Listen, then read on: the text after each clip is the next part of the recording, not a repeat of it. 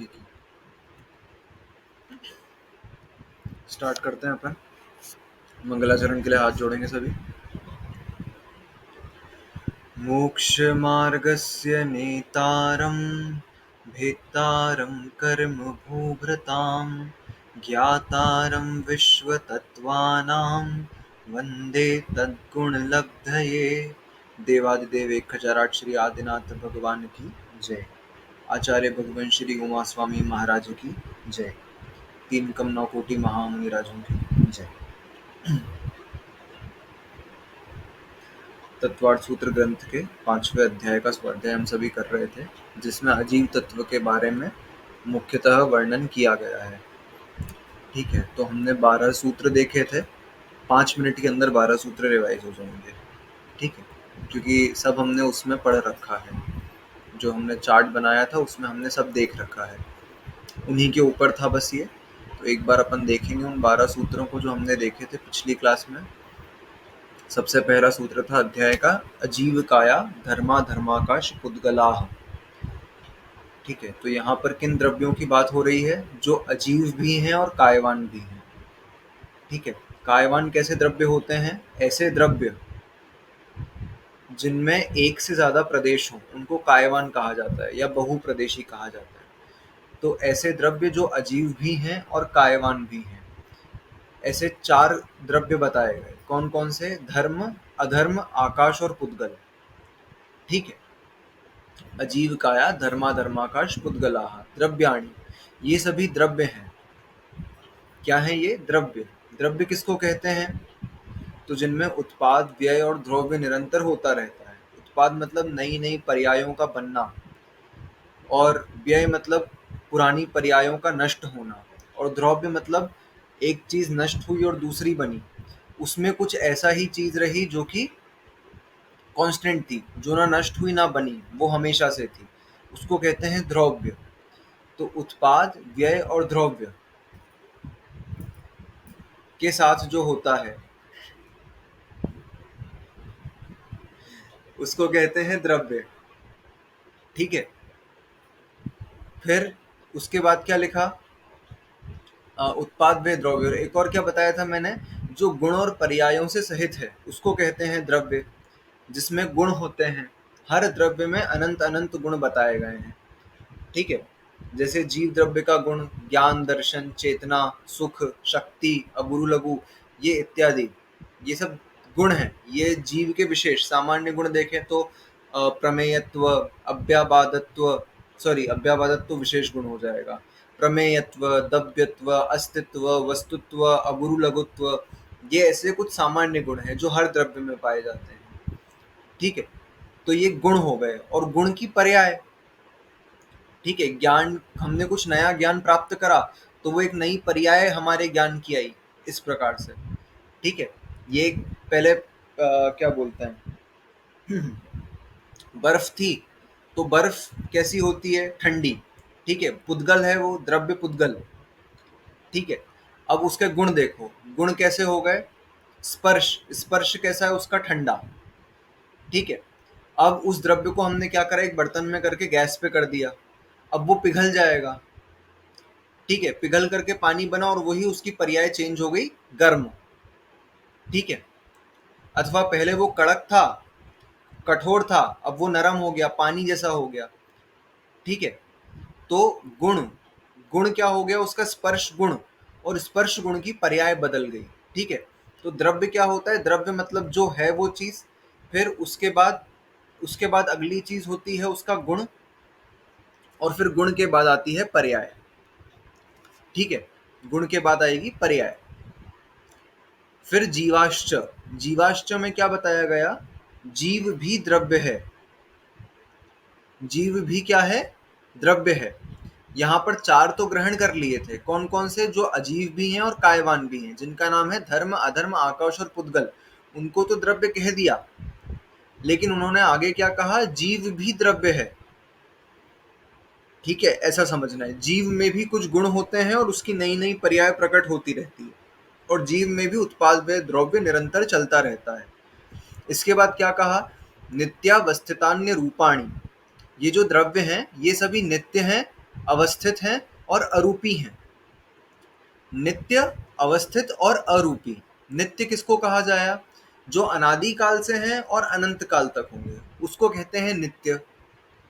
ठीक है, जो कभी किसी के द्वारा बनाए हुए नहीं हैं, अनादि काल से भी थे और अनंत काल तक वैसे के वैसे रहेंगे, वो नष्ट भी नहीं हो सकते, ना किसी के द्वारा बनाए जा सकते हैं। ठीक है, कोई एक नया अनंत जीव होते हैं संसार में, और अनंत में कोई एक एक्स्ट्रा भी नहीं जोड़ सकता।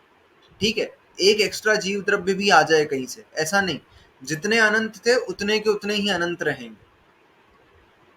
ठीक है, इसको कहते हैं नित्य। और वो जो एक जीव है वो अनादिकाल पहले भी था और अनंत काल तक रहेगा। ठीक है, बस उसकी पर्याय नई नई बदलती रहेगी। कभी निगोद में था, फिर निगोद से एक इंद्री बना, एक इंद्री से दो इंद्री, तीन इंद्री, चार इंद्री, असंगी पंचेंद्री, संगी पंचेंद्री, त्रियंच, मनुष्य, देव, नारकी, ये पर्याय बदलती है उसकी। मनुष्य बन गया, मनुष्य में अन्य अन्य कुल में गया, फिर जैन कुल में आया, फिर यहाँ से मुनि दीक्षा ली, फिर मुनि दीक्षा लेकर के तप करा और फिर मोक्ष चला गया। ठीक है, तो उसकी पर्याय ये सब निरंतर बदलती रहेगी, लेकिन द्रव्य वैसा का वैसा ही रहेगा। ठीक है, तो वो नित्य रहेगा, वो अनादिकाल से रहेगा। वो भले निगोद में पड़ा है तो निगोद में पड़ा रहेगा, और अनंत काल मतलब बीत गया और फिर उसने ये सब पर्याय प्राप्त करके मोक्ष चला गया, तो मोक्ष में ऐसा नहीं हुआ कि वो आत्मा नष्ट हो गई, वो सिद्धालय में जाकर के विराजमान हो गई। ठीक है, तो वो अनादिकाल पहले भी वो आत्मा थी, अभी भी वो आत्मा है। अभी सिद्ध पर्याय में, पहले निगोद पर्याय में थी। तो ऐसे प्रकार से पर्याय बदलती रहेगी, लेकिन द्रव्य नष्ट नहीं होगा। फिर अवस्थित। अवस्थित किसको कहते हैं? एक द्रव्य कभी दूसरे द्रव्य रूप परिणमन नहीं कर सकता। ठीक है, हमारा आत्मा का कर्मों से संबंध कब से है? तो आत्मा का कर्मों से संबंध अनादिकाल से है। ठीक है, अनादिकाल से हमारी आत्मा कर्मों के साथ ही है। तो कभी ऐसा नहीं हुआ कि हमारी आत्मा कर्म बन गई, या कभी पुद्गल बन गई, या पुद्गल कभी हमारी आत्मा रूप हो गया। हम धर्म द्रव्य में हमेशा हैं, आकाश द्रव्य में हमेशा हैं। तो कभी ऐसा नहीं हुआ कि आकाश द्रव्य का कुछ हिस्सा हमारी आत्मा बन गया हो, या हमारी आत्मा का कुछ हिस्सा आकाश द्रव्य या पुद्गल बन गया हो, या कोई अन्य द्रव्य बन गया हो। जबकि हम निरंतर सारे द्रव्य एक दूसरे के कांटेक्ट में है ही हैं। ठीक है, लेकिन कभी ऐसा हुआ नहीं कि एक द्रव्य दूसरे द्रव्य रूप चेंज हो गया हो। ठीक है, तो इसको कहते हैं अपने आप में रहना, अवस्थित रहना। इसको कहते हैं अवस्थित होना, कि एक द्रव्य रूप, एक द्रव्य दूसरे द्रव्य रूप परिणमन नहीं कर सकता, इसको कहते हैं अवस्थित। और अरूपी होना, मतलब जो आंखों से दिखाई नहीं दे, अमूर्तिक हो। ठीक है, ये अमूर्तिक है। फिर इसमें से एक है जो एक्सेप्शन है, उसको अगले सूत्र में लिखा, रूपिण पुद्गला। पुद्गल जो है वो रूपी द्रव्य है, आंखों से दिखाई देता है, उसमें कुछ स्पर्श, रस, गंध और वर्ण होता है। आगे क्या लिखा? आकाशादेक द्रव्याणि। आकाश तक, आकाश से पहले पहले तक, मतलब आकाश तक एक द्रव्य है। तो ऊपर वाले सूत्र में देखो क्या लिखा था? अजीव काया धर्मा धर्माकाश पुद्गला। कौन से द्रव्यों के नाम लिए? चार, धर्म, अधर्म, आकाश और पुद्गल। आकाशात मतलब आकाश तक लेना है, तो कौन कौन से लेंगे? धर्म, अधर्म और आकाश। आकाशात एक द्रव्याणि, तो आकाश तक जो द्रव्य हैं वो संख्या में एक है। धर्म, अधर्म और आकाश ये एक ही है संख्या में। ठीक है, ये अपन पहले द्रव्य जब चार्ट में डिस्कस करा था तो हमने देखा था कि इनकी संख्या कितनी है? एक ही है। ठीक है, पूरे लोकाकाश में एक ही धर्म द्रव्य फैला है, एक ही अधर्म द्रव्य फैला है। और लोकाकाश और अलोकाकाश जो भी है वो भेद हमने द्रव्यों की अपेक्षा से कर रखे हैं। आकाश में अपने आप में कोई अंतर नहीं है। ठीक है, यह आकाश जो यहाँ है वही आकाश अलोकाकाश में भी है। तो धर्म, अधर्म और आकाश, इनकी संख्या कितनी है? एक। एक द्रव्याणि, यह एक है। ठीक है, फिर अगले सूत्र में क्या लिखा? निष्क्रियाणि च। ये तीनों जो हैं ये निष्क्रिय हैं, इनमें कुछ हलन चलन नहीं होता, ये निष्क्रिय द्रव्य हैं। हलन चलन होने का हेतु क्या हो? कि जगह हो तो हलन चलन हो। जैसे हमने देखा था, पानी की एक बोतल भरी हुई है, अब उसको आधी भरें और फिर आधी भरकर हम ऐसे ऐसे हिलाएं, तो उस पानी के पास उस बोतल में खाली जगह थी हिलने के लिए, इसलिए वो हिलेगा। ठीक है, अब लोकाकाश में एक प्रदेश भी ऐसा नहीं है जहां पर धर्म अधर्म द्रव्य नहीं हो। ठीक है, सब जगह तो भरे पड़े हैं, तो उनके पास हिलने के लिए जगह नहीं है, इसीलिए वो निष्क्रिय हैं, उनके पास चलने फिरने के लिए जगह नहीं है। सिमिलरली फॉर आकाश द्रव्य। ठीक है, तो इसलिए ये द्रव्य जो है ये निष्क्रिय हैं। कौन कौन से? धर्म, अधर्म और आकाश। फिर अगले सूत्र में लिखा था असंख्येयाः प्रदेशा धर्मा धर्मैक जीवानाम। असंख्यात प्रदेशी होते हैं कौन कौन से द्रव्य? धर्म, अधर्म और एक जीवानाम। ठीक है, धर्मैक जीवानाम दिखा ना, धर्म, अधर्म और एक जीव। तो असंख्यात प्रदेशी, कितने असंख्यात प्रदेशी? इस लोक में जितने असंख्यात प्रदेश आकाश के हैं, ठीक उतने ही प्रदेश धर्म के भी हैं, ठीक उतने ही प्रदेश अधर्म के भी हैं। ठीक है, लोक प्रमाण, इसको क्या कहेंगे? लोक प्रमाण। ठीक है, अगर मैं अपनी हाथ में मुट्ठी में रेती भर लूं, ठीक है, मुट्ठी में रेती भर लूं और फिर गिनने के लिए बोलूं कि रेती के कितने दाने हैं, कितने कण हैं मेरी मुट्ठी में, एग्जैक्ट संख्या बतानी है, एग्जैक्ट संख्या कितने कण हैं मेरी मुट्ठी में। ठीक है, तो अपन तो बोलेंगे हो गए होंगे 10,000 या 2,000, 5,000, कितने भी हो गए होंगे। एग्जैक्ट संख्या कितनी होगी? एक मुट्ठी प्रमाण, एक मुट्ठी में जितने आ जाएंगे उतने कण इतने आ जाएंगे। ठीक है, ऐसे ही लोक प्रमाण में क्या हो जाएगा? लोक प्रमाण मतलब लोक में जितने असंख्यात प्रदेश हैं, संख्या कितनी है प्रदेशों की? असंख्यात है। अब असंख्यात कितने हो सकते हैं? कितने भी हो सकते हैं, अपने ज्ञान का विषय नहीं है। तो एग्जैक्ट संख्या कितनी हो गई? लोक प्रमाण, लोक में जितने हैं उतने असंख्यात प्रदेश धर्म में है, उतने ही अधर्म में है और उतने ही एक जीव में है। ठीक है, एक जीव मतलब एक चींटी में भी उतने ही असंख्यात प्रदेश हैं आत्मा के, जितने हमारे अंदर हैं, जितने एक पेड़ के अंदर हैं, जितने एक हाथी के अंदर हैं, जितने एक महामत्स्य के अंदर हैं।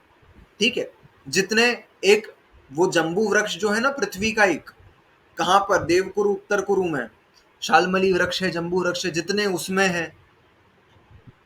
ठीक है, अथवा जो एक कमल खिला हुआ है, ये पद्म, महापद्म, तिगिच्छ, केसरी, पुंडरीक और महापुंडरीक, इन सरोवर में पृथ्वी का एक कमल खिले हुए हैं ना, वो कमल भी तो पृथ्वी का एक जीव है। बड़े बड़े, एक 4-4 योजन विस्तार वाले, 1 योजन 12 किलोमीटर, तो 4 योजन कितना हो गया? 48 किलोमीटर। और वो महामत्स्य 12,000 किलोमीटर। ठीक है, तो वो 48 किलोमीटर विस्तार वाला जो कमल है उसमें भी, वो 12,000 किलोमीटर विस्तार वाला जो महामत्स्य है उसमें भी, एक चींटी में भी, एक अमीबा में भी, एक वायरस में भी जो आत्मा के प्रदेश हैं, वो कितने हैं? एक जीव में असंख्यात। और कितने असंख्यात? तो लोक प्रमाण असंख्यात, इतने प्रदेश होते हैं। ठीक है, फिर आकाशस्यानंता, आकाश द्रव्य में अनंत प्रदेश होते हैं। कितने? अनंत। ठीक है, असंख्यात तो लोक के अंदर अंदर, लोकाकाश में असंख्यात, और बाहर अनंत। जो मैंने डायग्राम बनाया था ना एक बार, एक क्यूब बनाया था, क्यूब के बीचों बीच एक लोकाकाश बनाया था, तो उस लोकाकाश में तो असंख्यात हैं, और उसके बाहर जो विस्तार प्राप्त हो रहा है आकाश का, उसमें अनंत अनंत प्रदेश होते हैं। ठीक है, तो आकाश में कुल प्रदेशों की संख्या कितनी हो गई? अनंत। ठीक है, फिर संख्येया संख्येयाश्च पुद्गलानाम, संख्येया संख्येयाश्च पुद्गलानाम मतलब पुद्गल के प्रदेशों की संख्या बता रहे हैं। अब पुद्गल के प्रदेश कितने होते हैं? तो पुद्गल में संख्यात, असंख्यात, संख्येया संख्येयाश्च, च शब्द से ग्रहण करना है अनंत को। ठीक है, तो पुद्गल में संख्यात प्रदेश भी होते हैं, असंख्यात प्रदेश भी होते हैं और अनंत प्रदेश भी होते हैं। पुद्गल 2 प्रदेशी, 3 प्रदेशी, 4 प्रदेशी, 100 प्रदेशी, 150 प्रदेशी, 1000, 1,00,000, जितना भी हम काउंट कर सकते हैं उसको कहेंगे संख्यात प्रदेशी। ठीक है, असंख्यात प्रदेशी भी पुद्गल होता है और अनंत प्रदेशी भी पुद्गल होता है। ठीक है, पुद्गल के कितने प्रदेश हो सकते हैं मैक्सिमम? तो अनंत भी हो सकते हैं। यहाँ पर एक क्वेश्चन हम सभी ने देखा था कि लोक जब असंख्यात प्रदेशी है और पुद्गल लोक के अंदर अंदर ही है, तो यह अनंत प्रदेशी पुद्गल रहेगा कहाँ? ठीक है, जब लोक ही असंख्यात प्रदेशी है तो अनंत प्रदेशी पुद्गल उसके अंदर रह कैसे सकता है? ठीक है, हम 3 लीटर की बाल्टी में 5 लीटर पानी भर कैसे सकते हैं? 5 लीटर में तो 3 लीटर आ जाए संभव है, लेकिन 3 लीटर की बाल्टी में 5 लीटर पानी भर दिया। असंख्यात प्रदेशी लोक में हमने अनंत प्रदेशी पुद्गल रख दिया, ऐसे कैसे संभव है? तो आकाश द्रव्य का एक गुण है, आकाश द्रव्य के उस गुण का नाम है अवगाहनत्व। वो अवगाहन प्रदान कर सकता है, एक प्रदेश पर अनंत परमाणुओं को अवगाहन प्रदान कर सकता है आकाश। ठीक है, ये आकाश की अपनी विशेषता है कि चाहे वो एक प्रदेश हो आकाश, लेकिन उस एक प्रदेश पर अनंत परमाणु रहे तो भी वो आकाश उनको स्थान दे सकता है। ठीक है, ये आकाश का गुण। और पुद्गल का एक गुण है सूक्ष्मत्व। सूक्ष्मत्व मतलब क्या? वो बाधा को प्राप्त नहीं हो सकता। पुद्गल दो प्रकार का हो सकता है, एक जो बाधा को प्राप्त भी हो जाए, जैसे हमारा शरीर पुद्गल है, ये बाधा को प्राप्त हो रहा है, लेकिन ऐसा भी पुद्गल हो सकता है जो बाधा को प्राप्त ना हो। ठीक है, तो वो बाधा को भी प्राप्त नहीं हो रहा और एक प्रदेश पर अनंत परमाणु भी रह सकते हैं। इन दो कारणों से इस असंख्यात प्रदेशी लोकाकाश में अनंत प्रदेशी पुद्गल भी रह सकता है। ठीक है, समझ में आया इस बात को? फिर आगे आगे क्या लिखा था? नाणोह। नाणोह मतलब न अणु। ठीक है, अणु का कोई प्रदेश नहीं होता, परमाणु का प्रदेश नहीं होता। परमाणु कितना होता है? एक प्रदेशी होता है परमाणु। परमाणु का एक प्रदेश होता है। अब जैन गणित में एक संख्या को संख्यात में नहीं गिना गया है। ठीक है, जो संख्यात की गणना चालू होती है वो दो नंबर से चालू होती है। ठीक है, 2, 3, 4, 5, 6 जो भी है वो 2 से स्टार्ट होती है उसकी गणना। एक को संख्यात में ग्रहण नहीं करते, इसीलिए अणु का कोई प्रदेश नहीं कहा गया, इसीलिए उसको संख्यात प्रदेशी भी नहीं कह सकते, असंख्यात तो कह ही नहीं सकते और अनंत भी नहीं कह सकते। ठीक है, तो अणु को इसलिए क्या कहा गया कि उसका कोई प्रदेश नहीं होता। कितना प्रदेशी होता है? एक प्रदेशी। वो संख्यात प्रदेशी भी नहीं होता, वो असंख्यात प्रदेशी भी नहीं होता और वो अनंत प्रदेशी भी नहीं होता। कनिका दीदी कहाँ चली गई?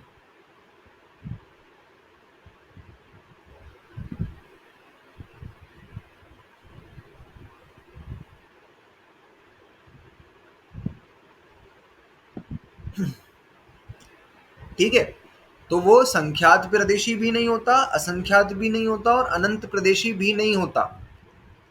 एक प्रदेशी होता है पुद्गल का एक परमाणु, अविभागी पुद्गल परमाणु। ठीक है, फिर आके यह लिखा लोकाकाशे वगाह। लोकाकाश में अवगाहन होता है इनका। ठीक है, कहाँ रहते हैं ये सभी द्रव्य? धर्मादिक जितने द्रव्य बताए गए हैं ये कहाँ रहते हैं? लोकाकाश में। लोकाकाश में इनका निवास स्थान है, लोकाकाश में इनका अवगाहन है, ऐसा यहाँ पर लिखा गया। ठीक है, ये सभी कहाँ पाए जाते हैं? तो लोकाकाश के अंदर अंदर ही पाए जाते हैं। इसके बाहर कोई भी द्रव्य नहीं मिलेगा, सिर्फ आकाश द्रव्य ही मिलेगा। यहाँ तक का हमने देख लिया था। अब आगे का सूत्र हम देखेंगे। क्या लिखा? धर्मा धर्मयोः कृत्स्नः कृत्स्ने। धर्मा धर्मयोः कृत्स्ने। धर्मा धर्मयोः कृत्स्ने। धर्मा धर्मयोः कृत्स्ने। श्रेयस भैया बोलोगे सूत्र? हाँ, धर्मा धर्मयो कृत्स्ने। ठीक है, धर्म और अधर्म द्रव्य ये कितने लोकाकाश में रहते हैं? हमने तो बता दिया है कि इनका निवास स्थान लोकाकाश है। अब लोकाकाश का कितना हिस्सा? ठीक है, जैसे मैं कहूं कि मैं घर में रहता हूं, तो क्या पूरे घर में रहता हूं? नहीं, घर में एक कमरे में रहता हूं। क्या पूरे कमरे में रहता हूं? नहीं, कमरे के एक कोने में कहीं भी। ठीक है, वहां रहता हूं। मेरे पास एक मोबाइल है, वो मोबाइल घर में है। वो मोबाइल घर में कहाँ पर है? तो क्या पूरे घर में भरा पड़ा है? नहीं। हमारे पास एक अलमारी है, वो क्या पूरे घर में है? नहीं, घर में एक कमरे में एक कोने में कहीं पर एक अलमारी रखी हुई है। तो इसी प्रकार से जो धर्म और अधर्म द्रव्य हैं ये हमने बता दिया लोकाकाश में रहते हैं। तो क्या लोकाकाश के किसी एक कोने में या किसी एक हिस्से में रहते हैं? नहीं, ये पूरे के पूरे लोकाकाश में, ठीक है, पाए जाते हैं, ऐसा कहा गया। पूरे के पूरे लोकाकाश में। लोकाकाश का एक प्रदेश भी ऐसा नहीं है जहां पर धर्म द्रव्य या अधर्म द्रव्य नहीं है। सब जगह ठसाठस धर्म द्रव्य अधर्म द्रव्य भरे हुए हैं, ऐसा समझना। ठीक है, धर्म अधर्म द्रव्य सब जगह रहता है, ऐसा। तो ऐसा नहीं कि एक जगह है दूसरी जगह नहीं है। धर्म अधर्म द्रव्य संपूर्ण लोक में व्याप्त है, और एक पूरी एक संख्या है उसकी, और वो पूरा का पूरा लोक बराबर है। ठीक है, जैसे यहाँ पर एक एग्जाम्पल लिखा है, क्या लिखा है कि मूंगफली में तेल कहाँ पर होता है, जैसे तिल है, तिल में से तेल निकलता है, मूंगफली में से तेल निकलता है, सरसों में से तेल निकलता है। तो जैसे एक मूंगफली को पीसो, तो क्या सिर्फ मूंगफली का आधा तोड़ के नीचे का पीसेंगे तो उसी में से तेल निकलता है क्या? या सरसों को भी कुछ हिस्सा में से तेल निकलता है, या तिल में से कुछ हिस्से में से तेल निकलता है? नहीं। जैसे उस मूंगफली में, उस तिल में, उस सरसों के दाने में, संपूर्ण पूरे दाने में तेल व्याप्त है, जैसा उस तेल कहाँ पर है, उसमें पूरे दाने में एक जैसा फैला हुआ है, वैसा का वैसा धर्म और अधर्म द्रव्य पूरे लोक में एक जैसा फैला हुआ है, ऐसा समझना इसको। ठीक है, तो धर्म और अधर्म द्रव्य पूरे लोक में, समस्त लोकाकाश में व्याप्त है। पुद्गल द्रव्य कहाँ पर है? तो पुद्गल द्रव्य के लिखा, एक प्रदेशादिषु भाज्य पुद्गलानाम, एक प्रदेशादिषु भाज्य पुद्गलानाम, एक प्रदेशादिषु भाज्य पुद्गलानाम। हितेन सूत्र बोलो। एक प्रदेश, एक प्रदेश, बस एक सेकंड ना। एक एक प्रदेश, प्रदेशादिषु भाज्य पुद्गलानाम, बोलो। एक प्रदेश दासु भाज्य पुद्गलानां। ठीक है, सेकंड वगैरह थोड़ा वो लग रहा है, थोड़ा हाँ कंफ्यूज। हाँ, एक प्रदेश प्रदेश आदिषु। आदिशु, अच्छा, एक प्रदेश आदिशु भाज्य पुद्गलानां। ठीक है, एक प्रदेश आदि लेकर के, एक प्रदेश आदिशु मतलब एक प्रदेश आदि लेकर के, भाज्य पुद्गला नाम, पुद्गल पाया जाता है। एक प्रदेश, वो जो एक अणु जिसकी बात कर रहे हैं हम, पुद्गल का एक अविभागी पुद्गल परमाणु। ठीक है, एक अविभागी पुद्गल परमाणु एक प्रदेश आदि लेकर के। ठीक है, तो एक प्रदेश मतलब एक प्रदेश लिया, फिर दो प्रदेश, आदि मतलब यहाँ से शुरुआत करनी है उसकी। एक प्रदेश, दो प्रदेश, तीन प्रदेश, चार प्रदेश, पांच प्रदेश, ऐसे संख्यात, असंख्यात। ठीक है, कहाँ तक? संपूर्ण लोक तक भी पुद्गल, एक पुद्गल व्याप्त हो सकता है। क्या मेरी आवाज में कुछ डिस्टरबेंस हुआ? नहीं नहीं। ठीक है, एक प्रदेश आदि लेकर के संपूर्ण लोक में एक पुद्गल व्याप्त हो सकता है, एक महास्कंद होता है। ठीक है, अपन ने क्या पढ़ा? अणु और स्कंद, ये दो चीजें पढ़ी। अणु किसको कहते हैं? अणु कहते हैं एक जो अविभागी पुद्गल परमाणु है उसको अणु, उसको मिला करके बनता है स्कंद। तो स्कंद एक महास्कंद है। वो महास्कंद कैसा है? वो लोक बराबर है। ठीक है, जितना बड़ा लोक है ना उतना बड़ा वो महास्कंद है पुद्गल का। तो स्कंद किसका पर्याय है? पुद्गल द्रव्य की पर्याय है स्कंद। तो वो स्कंद संपूर्ण लोक में है, ऐसा का ऐसा लोक के शेप जैसा वो स्कंद है, एक बड़ा सा। ठीक है, पुद्गल, पुद्गल है वो, हाँ। वो तो दिखना चाहिए ना सर। नहीं दिखता ना, पुद्गल का गुण है उसमें। अच्छा अच्छा अच्छा। मतलब पुद्गल जरूरी जैसे नहीं हवा। दिखे, उसमें रूपी गुण होता है, हाँ, लेकिन हो सकता है कि वो ना भी दिखे। जैसे हवा हमको दिखती है क्या? जैसे साउंड साउंड। है ना, साउंड भी नहीं दिखता। ठीक है, तो उसका जो स्पर्श रस गंध वर्ण है, वो उसमें कुछ ऐसे गुण की जो पर्याय है वो ऐसी है कि हमको दिखाई नहीं देती, लेकिन वो महास्कंद होता है एक। ठीक है, और क्या कहते हैं, उसमें से जैसे ये पूरे लोक बराबर है वो, अब उसके अंदर से हम निकल पा रहे हैं, ये सब जगह है ना, वो तो महास्कंद जो है। अब उसमें हमारा हाथ फ्रीली चल पा रहा है, तो वो सूक्ष्म भी है, ये भी हमको समझ में आ रहा है, वो हमको बाधा नहीं पहुंचा पा रहा है, वो सूक्ष्म भी है।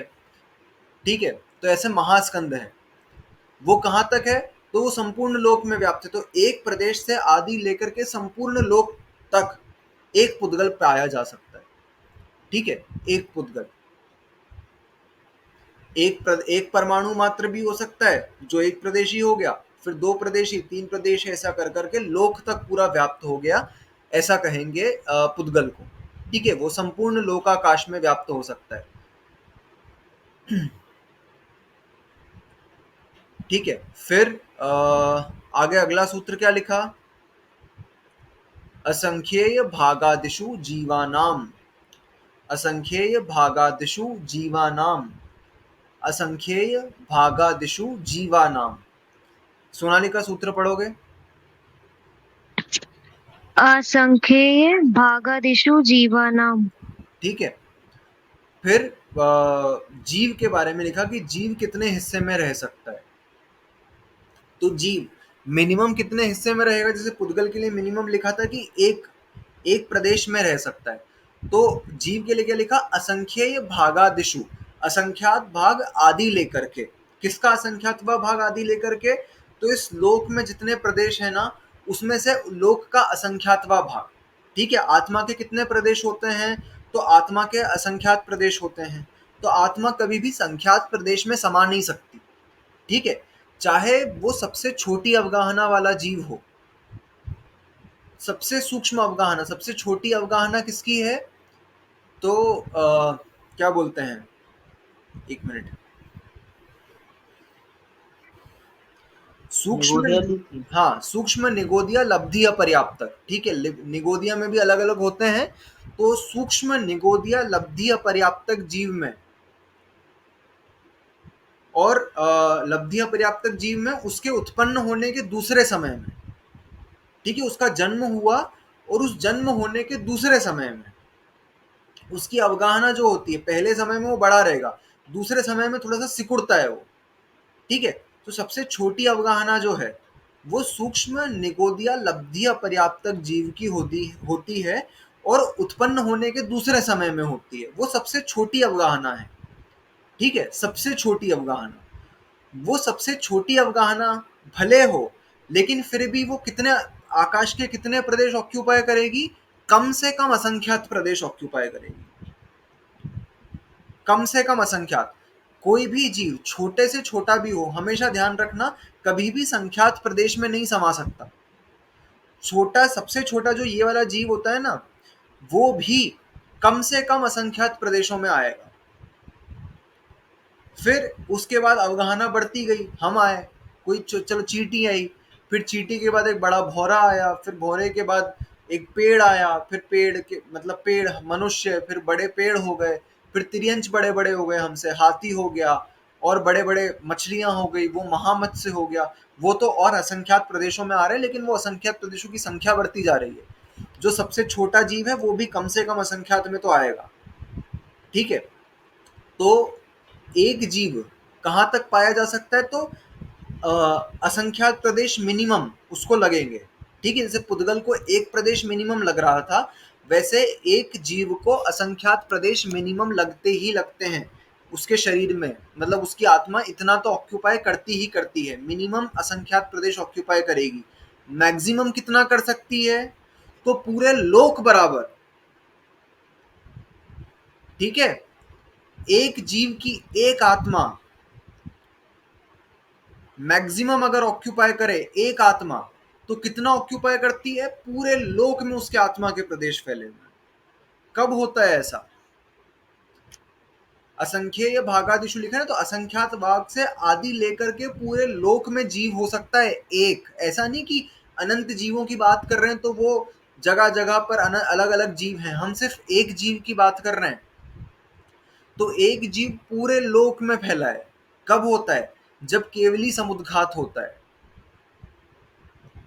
ठीक है, समुद्घात क्या होता है, समुद्घात मतलब होता है कि हमारी आत्मा के प्रदेश हमारे शरीर को छोड़ करके बाहर निकल जाएं, लेकिन फिर भी पूरे बाहर ना निकलें। ठीक है, पूरे बाहर ना निकलें, हमारी आत्मा के प्रदेश पूरे बाहर नहीं निकले, हमारी शरीर में भी हैं और हमारे बाहर भी निकल गए। ठीक है, शरीर के अंदर भी हैं और बाहर भी निकल गए, इसको कहते हैं समुद्घात होना।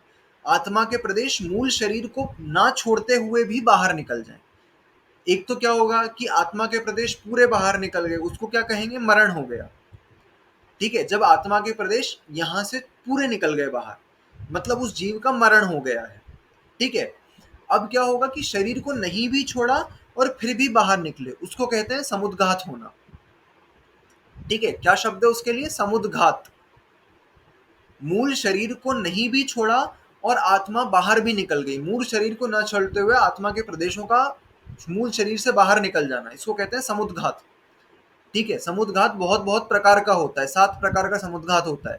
कषाय समुद्गात, वेदना समुद्गात, मारणांतिक समुद्गात, केवली समुद्गात, ऐसे कुछ समुद्गात होते हैं।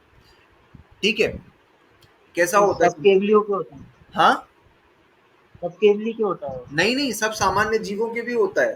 ठीक है, द्रव्य संग्रह ग्रंथ में समुद्गात के ऊपर विशेष व्याख्या करी गई है। हम समझते हैं समुद्गात कैसे होता है। जैसे एक नियम होता है, ठीक है, अगर मतलब अगर कोई जीव है, उसको बहुत तीव्र इच्छा है कि मैं मरने के बाद कहाँ जाऊंगा, कहाँ जाऊंगा, मन में एक वो विकल्प है कहाँ जाऊंगा। तो क्या होता है, जैसे मैं यहाँ से, मेरा मरण होने वाला है, ठीक है, अब मेरा मरण होने वाला है और मेरे को अंतिम समय में मेरे को बहुत तीव्र इच्छा है ये जानने की कि मैं कहाँ जाने वाला हूँ।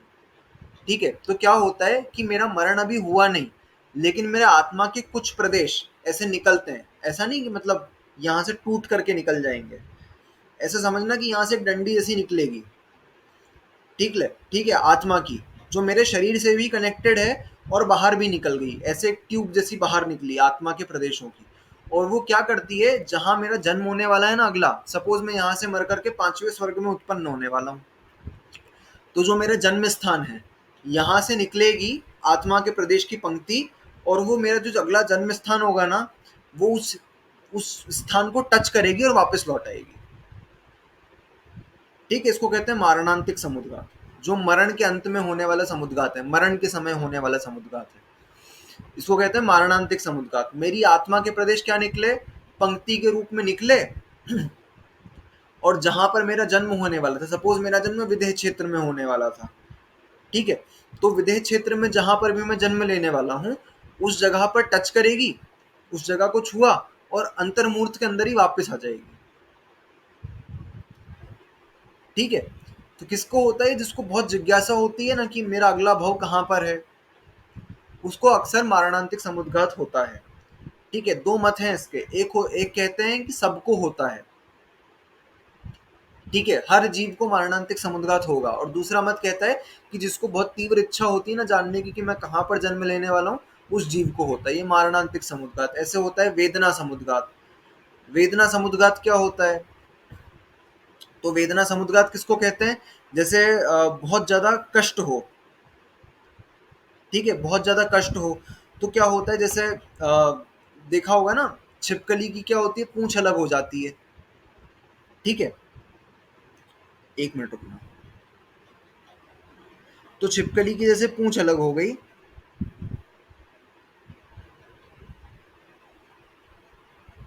तो क्या होता है, वो छिपकली की पूंछ फिर भी हिलती रहती है।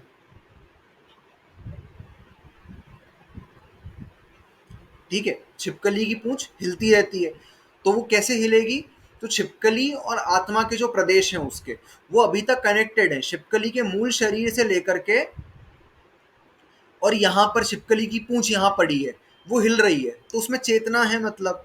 तो वो चेतना क्यों है, क्योंकि उसमें आत्मा के प्रदेश अभी तक गए नहीं है। ठीक है, उसको कहते हैं वेदना समुद्घात होना। कभी एक्सीडेंट तो अपन ने ऐसे देखे नहीं, लेकिन सबके सुनने में आते होंगे। क्या होता है कि कभी ना मतलब किसी का बहुत भयानक तरीके से एक्सीडेंट हुआ, तो उसका ये हाथ अलग कट गया। अब क्या होता है कि वो हाथ ना कुछ 1 मिनट 2 मिनट के लिए ऐसा होता है कि वो हाथ की उंगलियां अभी भी हिल रही हैं। वो हाथ तो अलग हो गया, लेकिन वो हाथ की उंगलियां अभी तक हिलती हैं।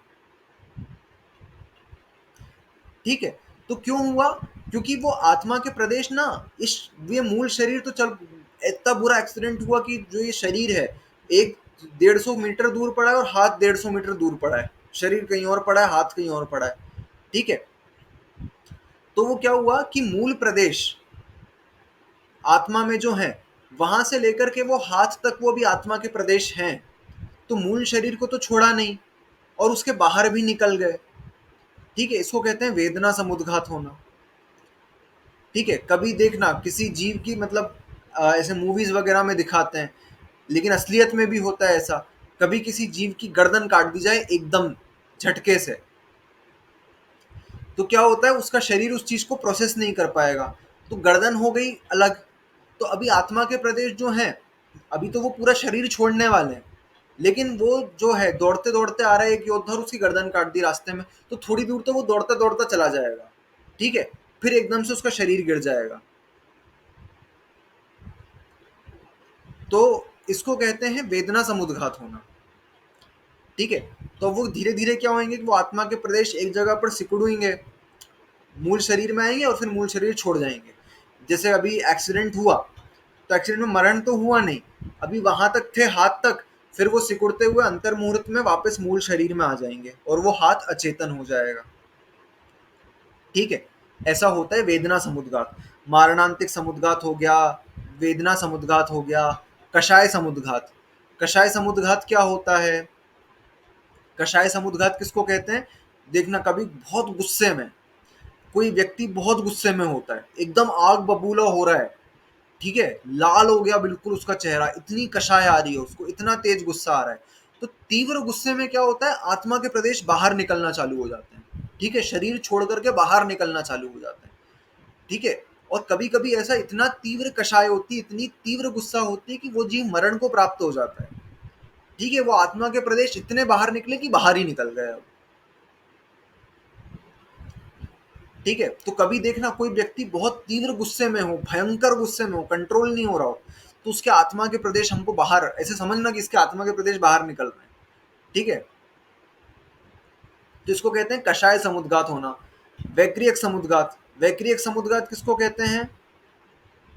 वैक्रियक समुद्घात किसको कहते हैं कि शरीर का जो है, शरीर के जो शेप है, छोटे थे हम, फिर बड़े होते जा रहे हैं। ठीक है, तो शरीर के नहीं नहीं नहीं, हाँ, आत्मा की शेप चेंज होना, इसको कहते हैं वैक्रियक समुद्घात। ठीक है, शरीर के अंदर अंदर ही आत्मा बाहर निकलती है, मतलब मूल प्रदेश जैसे हैं वैसे के वैसे हैं। जैसे मैथुन संज्ञा के समय क्या होता है, आत्मा के प्रदेश थोड़े से बाहर निकलते, शरीर का शेप चेंज होगा उस हिसाब से। ठीक है, ये होता है वैक्रियक समुद्घात। वेदना समुद्घात, कषाय समुद्घात, वैक्रियक समुद्घात, मारणांतिक समुद्घात, केवली समुद्घात, आहारक समुद्घात और तेजस समुद्घात, ये 7 होते हैं। हाँ हितेन। जैसे कहते हैं कि आत्मा जिसकी बॉडी हो उसका शेप ले रहे, चींटी, हाथी। हाँ तो जैसे अभी हम हैं, तो हाँ सपोज अभी बड़े हो गए, तो जैसे पेट निकल आया, मोटे हो गए, हाँ तो मतलब आत्मा का भी थोड़ा चेंज होता है या हाँ, सेम आत्मा रहती है में भी वो चेंज आत्मा? होता है, जैसे शेप ले लेगा शरीर वैसा शेप ले लेगी आत्मा। लाइक कभी कभी ये होता है ना, जैसे रोज थोड़ा बहुत मतलब चेंज होता ही रहता है बॉडी में, हाँ, जैसे रोज कुछ जैसा ज्यादा जैसा रहता चेंज होगा ना, रोज चेंज हो जाएगी आत्मा की शेप। है। ठीक। ठीक है, शरीर प्रमाण ही रहेगी हमेशा। समझ में आ गया? हाँ, 2 बचे, फिर अपन केवली समुद्घात देखेंगे, आहारक समुद्घात और तेजस समुद्घात। आहारक शरीर अपने को पता है, वो जो शरीर बाहर निकलता है उसी को आहारक समुद्घात कहा गया। ठीक है, जो आहारक पुतला मुनि महाराजों के निकलता है ना, यहाँ से निकलता है आहारक पुतला एक हाथ का, जो जिज्ञासावश निकलता है, सफेद रंग का होता है, पुरुषाकृति। ठीक है, वो आहारक समुद्घात कहते हैं उसको। और तेजस समुद्घात कौन सा होता है? वो भी मुनि महाराज, तेजस रिद्धिधारी मुनि महाराज के बाएं कंधे से या दाएं कंधे से जो पुतला निकलेगा उसको तेजस समुद्घात कहते हैं। ठीक है, अब केवली समुद्घात। इसमें किसी में भी ऐसा नहीं हुआ कि संपूर्ण लोक में हमारी आत्मा फैल गई। केवली समुद्घात में ऐसा होता है कि संपूर्ण लोक में हमारी आत्मा फैल जाती है। ऐसा कब होता है? तो केवली समुद्घात के 4 प्रकार होते हैं। पहली बात तो समुद्घात क्यों करते हैं?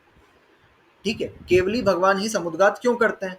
तो केवली समुद्घात इसलिए होता है, पहला कारण ये कि केवली भगवान के 4 कर्मों का तो नाश हो गया।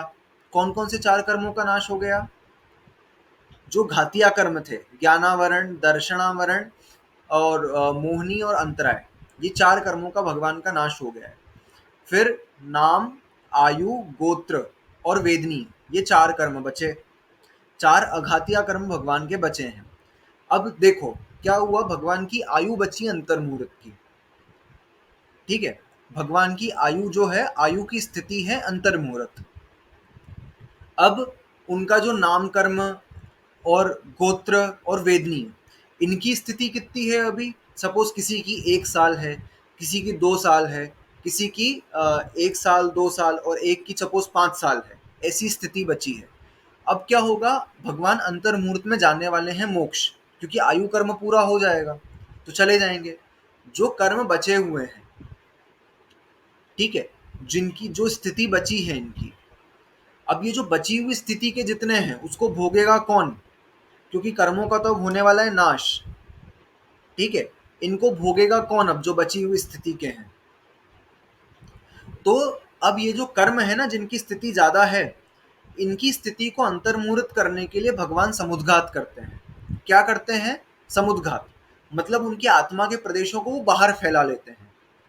ये उनकी इच्छा पूर्वक नहीं होता है, क्योंकि भगवान की कोई इच्छा नहीं होती है। ठीक है, भगवान तो इच्छा से रहित है, ऐसा अपने आप स्वतः हो जाता है। ऐसा समझना, ऐसा नहीं समझना कि भगवान कर रहे हैं अपनी आत्मा के प्रदेशों को पुरुषार्थ पूर्वक बाहर फैला रहे हैं, नहीं, ऐसा अपने आप होता है। ठीक है, इसको कहते हैं समुद्घात होना। तो जो बचे हुए 3 अघातिया कर्म हैं, उनकी स्थिति को अंतर्मुहित करने के लिए, आयु कर्म के बराबर करने के लिए भगवान समुद्घात करते हैं। जैसे क्या होगा, हमने एक कपड़ा है, अब वो कपड़ा बहुत गीला है, हमने कपड़ा धोया, बहुत गीला है, तो अब क्या होगा, उस कपड़े को हमने क्या करा, गीले कपड़े को ये फोल्ड कर करके रख दिया हमने। चादर थी एक, ठीक है, वो चादर गीली थी, अब उसको हमने 2-3 घड़ी करके वहीं के वहीं रखा है टेबल के ऊपर। तो कितना समय लगेगा उसको सूखने में? हो सकता है 2 घंटे, 4 घंटे, 5 घंटे, 1 दिन लग जाए, 1.5 दिन लग जाए, फिर भी वो गीली की गीली बनी रहे, उसमें मॉइस्चर बना रहे।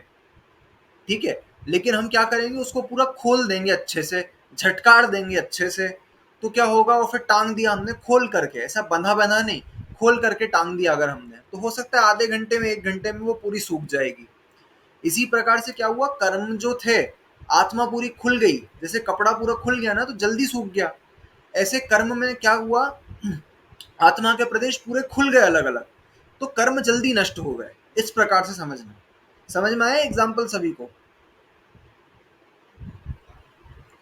ठीक है, इसीलिए कर्मों की स्थिति को बराबर करने के लिए, कर्मों की स्थिति कम हो जाती है समुद्घात करने से केवली भगवान के। ठीक है, तो 4 प्रकार का समुद्घात होता है, केवली जो समुद्घात करते हैं वो 4 प्रकार का होता है। दंड समुद्घात, कपाट समुद्घात, प्रतर समुद्घात और लोक पूरण समुद्घात। ठीक है, केवली समुद्घात के 4 स्टेप्स हैं, दंड समुद्घात, कपाट समुद्घात, प्रतर समुद्घात और लोक पूरण समुद्घात। ठीक है, दंड समुद्घात में क्या होता है, दंड मतलब डंडा, तो जैसे केवली भगवान यहाँ विराजमान है, ठीक है, योग निरोध कर रहे हैं, आयु अंतर्मूर्त बची है, समोशरण तो रहेगा नहीं, अब समोशरण विघटित हो जाएगा उनका।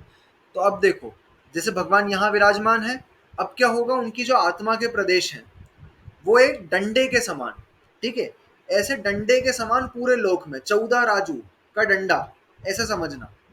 दंड समुद्घात कैसा होगा, 14 राजू का एक डंडा, ऊपर से लेकर के नीचे तक ऐसे डंडे के समान उनके आत्मा के प्रदेश फैलेंगे, इसको कहते हैं दंड समुद्घात। ठीक है, ऐसा इमेजिन करना, पूरी आत्मा डंडे के रूप में आ गई और ऐसा का ऐसे दंड समुद्घात हुआ। दंड समुद्घात समझ में आया?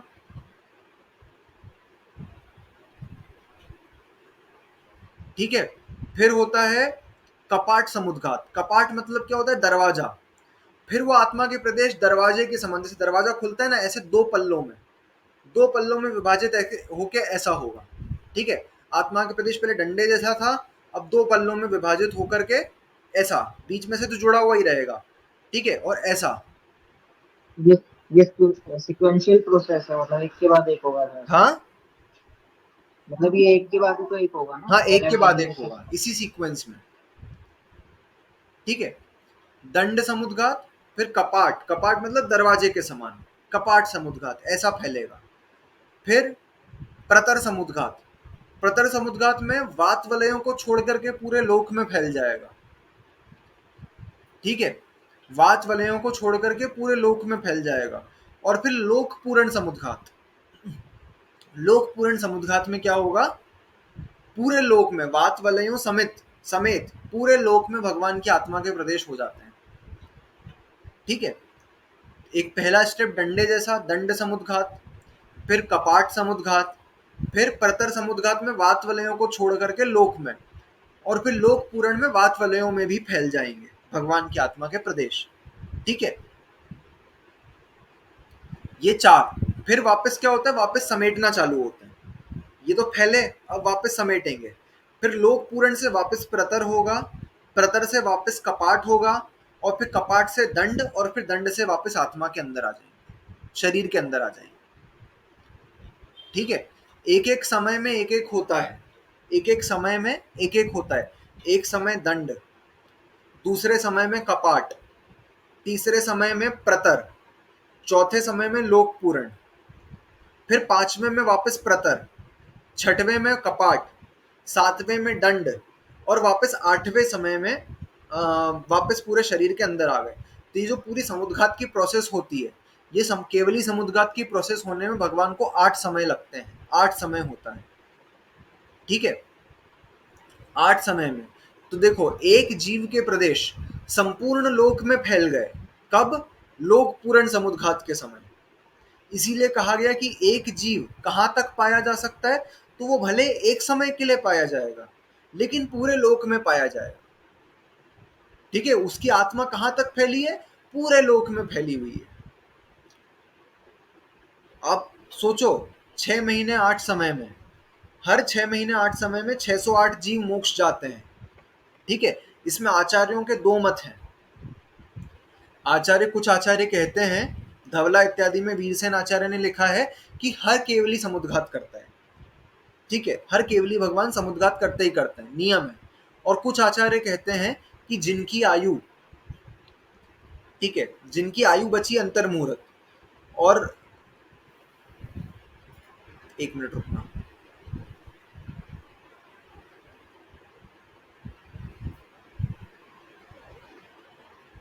हाँ, जिनके शेष कर्मों की स्थिति 6 महीने से अधिक बची है, 6 महीने से अधिक बची है, सिर्फ वही समुद्घात करते हैं, और जिनकी 6 महीने से कम बची होती है ना, वो समुद्घात नहीं करते हैं।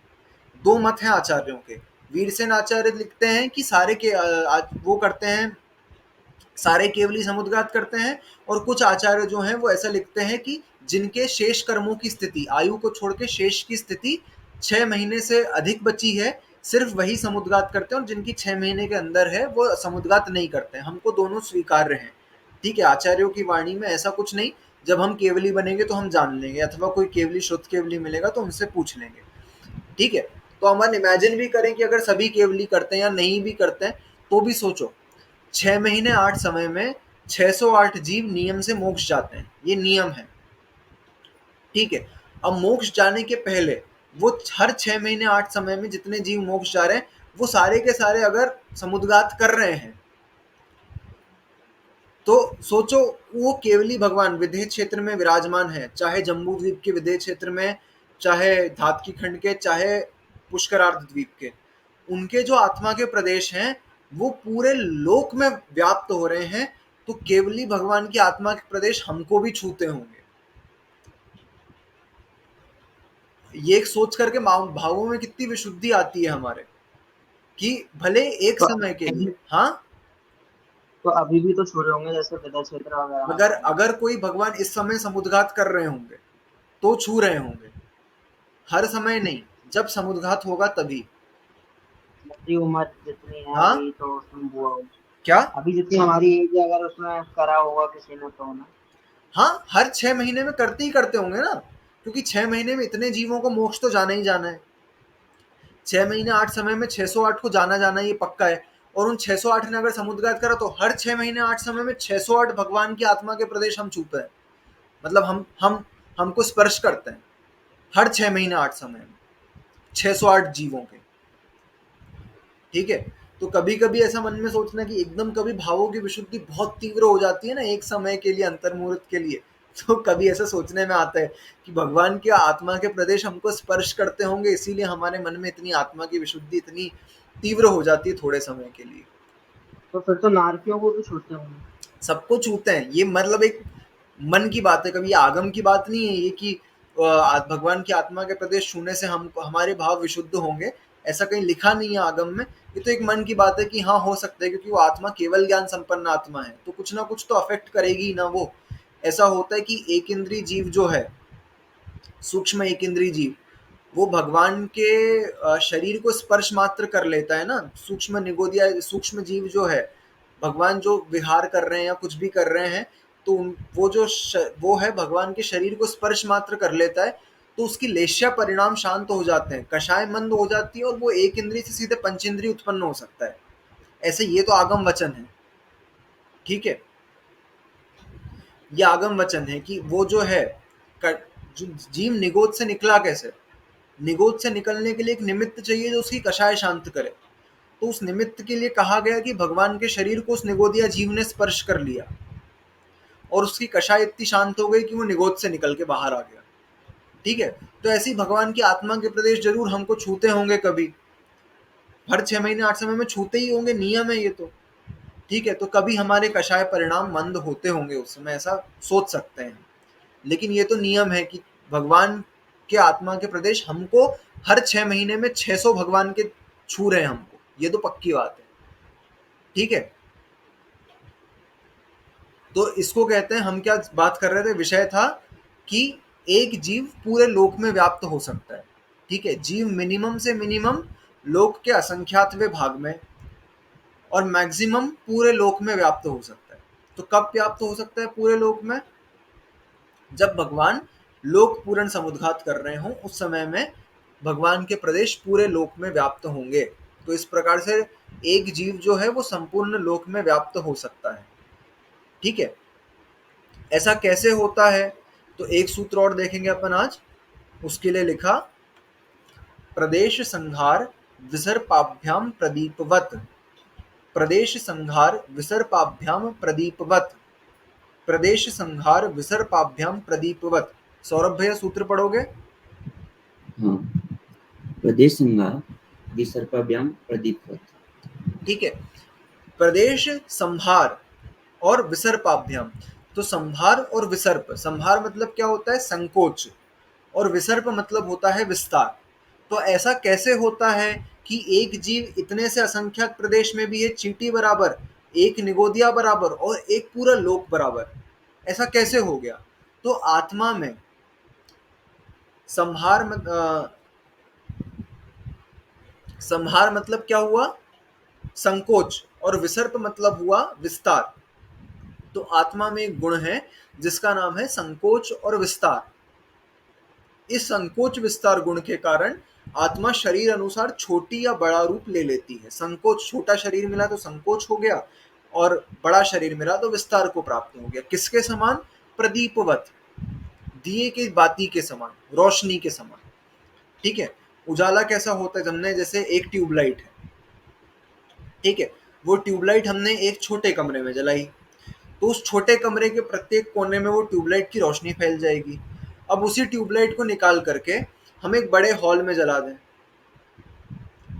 ठीक है, उस बड़े हॉल में जला देंगे तो उस बड़े हॉल में फैल जाएगी, ठीक है। एक दिया है, प्रदीप मतलब दिया, तो दिए की रोशनी है, दिए की रोशनी को क्या करो, एक ऐसे ट्रांसपेरेंट सा कांच का वो बनाओ कुछ कंटेनर, और उस कांच के कंटेनर, कांच में तो कैसे खैर बाहर आ जाएगी, एक बड़े बर्तन में रखना, एक छोटी तपेली में रखा हमने उस दिए को, तो वो दिए की रोशनी कहाँ तक विस्तार को प्राप्त है, उस छोटे तपेले तक। उसको बढ़ा करके हमने एक भगोना उस दिए के आसपास रख दिया, उस भगोने में रख देंगे तो उस पूरे में प्राप्त हो जाएगी। उस दिए को उठा करके वहां से हमने एक कमरे में रख दिया तो उस पूरे कमरे में उसकी रोशनी हो जाएगी। ऐसी आत्मा जो है शरीर अनुसार अपने आप को विस्तार प्राप्त कर लेती है। जैसे वो छोटे कमरे में था तो छोटे रूप में उसकी रोशनी हो गई, वैसे ही बड़े में हुआ तो बड़े में हो जाएगी। ऐसे ही संकोच और विस्तार जैसे उस प्रदीप में, उस रोशनी में, दिए की रोशनी में हो रहा है, वैसा ही संकोच विस्तार हमारी आत्मा में होता है। संकोच करके आत्मा छोटे शरीर में चली जाती है और विस्तार को प्राप्त करके आत्मा बड़े शरीर में चली जाती है। ऐसे ही करके समुद्घात के समय विस्तार को प्राप्त होकर के पूरे लोक में फैल जाती है। तो आत्मा का ये गुण होता है, संकोच और विस्तार नाम, ठीक है। हमने आज क्या क्या देखा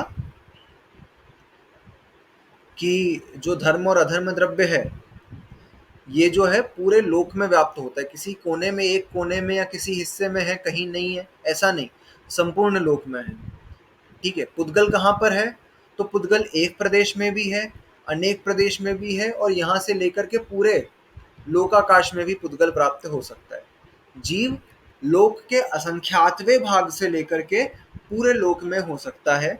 और ऐसा क्यों होता है, तो क्योंकि जीव में संकोच विस्तार नाम का, संहार और विसर्ग इस नाम का गुण है। जैसे दिए की रोशनी में होता है उसी प्रकार से, इसीलिए जीव जो है छोटे शरीर को प्राप्त कर ले तो छोटे शरीर में चला जाता है वो जीवात्मा, और बड़े शरीर को प्राप्त कर ले तो बड़े शरीर रूप हो जाते हैं। इस प्रकार से समझिए। ठीक है, हमने 4 सूत्र देखे आज। सभी को समझ में आए ये सूत्र? कुछ डाउट है किसी को तो पूछ लीजिए। सबको समझ में आ गए? समुद्घात सभी को समझ में आया? हाँ या ना करके बोल दो सभी। ठीक है, समुद्घात हाँ। ठीक है।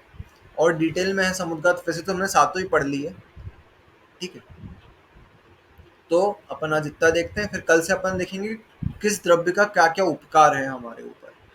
ठीक है, धर्म द्रव्य अधर्म द्रव्य का क्या उपकार है, पुद्गल का क्या उपकार है, जीव का क्या है, इस प्रकार से समझें। ठीक है, अभी सभी जनवाणी स्तुति के लिए हाथ जोड़ेंगे। शास्त्र पठन में मेरे द्वारा यदि जो कहीं कहीं प्रमाद से कुछ अर्थ वाक्य पद मात्रा छूट गई, सरस्वती मेरी उस त्रुटि को कृपया क्षमा करें, और मुझे कैवल्य धाम में माँ अविलंब धरें। वांछित फलदात्री चिंतामणि सदृश मात्र तेरा, वंदन करने वाले मुझको मिले पता मेरा। बोधि समाधि विशुद्ध भावना आत्म सिद्धि मुझको मिले, और मैं पा जाऊंगा मोक्ष महासुख को। द्वादशांग जिनवाणी मातेश्वरी की जय। सभी का अक्षर करेंगे।